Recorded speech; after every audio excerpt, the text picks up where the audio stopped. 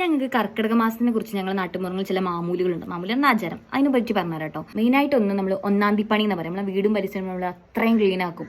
കാരണം അന്ന് നന്നാക്കിയാൽ നമ്മളെ വർഷം മൊത്തം നന്നായി, അല്ലെങ്കിൽ കഷ്ടപ്പാട് മാറൂല എന്ന് പറയാം. പിന്നെ എല്ലാവരും കർക്കിടക ഒന്നിന് പണിക്ക് പോകാൻ നോക്കും. ₹1 പുല്ല് പറിച്ചിട്ടെങ്കിലും വാങ്ങണം എന്ന്. അങ്ങനെയാണെങ്കിൽ നമുക്ക് ആ വർഷം മൊത്തം പണി ഉണ്ടാവും, അല്ലെങ്കിൽ അത് പണി ഉണ്ടാവില്ല എന്നൊക്കെയാണ് പറയുന്നത്. പിന്നെ നമ്മൾ പറയും മുരിങ്ങൻ്റെ ഉണ്ടല്ലോ, മുരിങ്ങൻ്റെ നമ്മൾ കർക്കിടകം ഒന്നിന് കഴിച്ചാൽ നമുക്ക് കർക്കിടകം ഫുള്ള് കഴിക്കാം, ആ മാസം ഫുള്ള് കഴിക്കാം. അല്ലെങ്കിൽ നമുക്ക് കഴിക്കാൻ പറ്റൂല എന്ന്. അതിലെന്തൊരു കട്ട് എന്ന് പറഞ്ഞാൽ നമ്മൾ കഴിച്ചാൽ പിന്നെ ഛർദിയും വയറിളക്കൊക്കെ ഉണ്ടാവും എന്നാണ് പറയണത്. പിന്നെ കർക്കിടകം 10 കഴിയാണ്ട് നമ്മൾ അങ്ങോട്ടും ഇങ്ങോട്ടും ഒന്നും അങ്ങനെ വിരുന്ന് പോകില്ല. അപ്പോൾ കല്യാണം കഴിച്ച പെൺകുട്ടികൾ തന്നെ ഇവിടെ ഉണ്ടെങ്കിൽ, നമ്മളെ സ്വന്തം വീട്ടിലാണെങ്കിൽ നമ്മൾ ഭർത്താവിൻ്റെ വീട്ടിൽ പോകണം എന്നാണ് പറയാം. പിന്നത്തെ ഒരു കാര്യം, നമ്മൾ അട ഉണ്ടാക്കും കർക്കിടകത്തിന്.